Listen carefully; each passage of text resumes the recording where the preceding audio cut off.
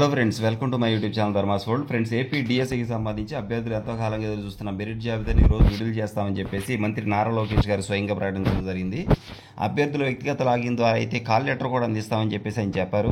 ఇక ముఖ్యమైనటువంటి సమాచారం విషయంలో మనం చూసినట్లయితే మెగా డిఎస్సి మెరిట్ జాబితాను శుక్రవారం విడుదల చేస్తున్నామని విద్యా ఐటీ శాఖ మంత్రి నారా లోకేష్ ప్రకటనలో తెలిపారు. క్రీడాకోట మెరిట్ జాబితా పూర్తయినందున మెరిట్ జాబితా విడుదల చేసేందుకు ఏర్పాట్లు చేస్తున్నామని చెప్పేసి ఆయన వెల్లడించారు. మెరిట్ జాబితా డిఎస్సి అధికారిక వెబ్సైట్లో ఉంచుతామని, అభ్యర్థులు ఈ వెబ్సైట్ల నుంచి మాత్రమే సమాచారం పొందాలని, వివిధ కేటగిరీలకు సంబంధించిన పోస్టుల నియామక ప్రక్రియలో భాగంగా జోన్ ఆఫ్ కన్సిడరేషన్లోకి వచ్చినటువంటి అభ్యర్థులకు తమ వ్యక్తిగత లాగిన్ ద్వారా కాల్ లెటర్ అందించనున్నామని చెప్పేసి ఆయన పేర్కొన్నారు. అభ్యర్థులు సంబంధిత ఒరిజినల్ సర్టిఫికేట్లతో పాటు ఇటీవల తీసుకున్న కుల ధృవీకరణ పత్రం, గెజిటెడ్ అధికారితో ధృవీకరించిన 3 సెట్ల జిరాక్స్ కాపీలు, 5 పాస్పోర్ట్ ఫోటోలతో ధృవపత్రాల పరిశీలనకు హాజరు కావాల్సి ఉంటుందన్నారు.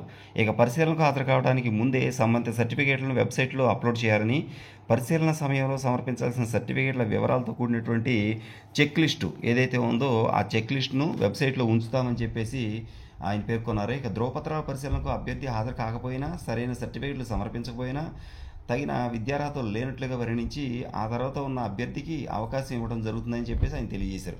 ఇక ఇంకొక ముఖ్యమైన విషయం ఏంటంటే, ఉపాధ్యాయ ఉద్యోగం ఇప్పిస్తామని దళారులు చెప్పే మాటలో కొంతమంది సామాజిక మాధ్యమాల వేదికగా చేస్తున్న వదంతులను నమ్మొద్దని, దుష్ప్రచారాలను నమ్మి మోసపోవద్దని, వదంతులు వ్యాప్తి చేసే వారిపై చర్యలు తీసుకుంటామని చెప్పేసి ఆయన పేర్కొన్నారు.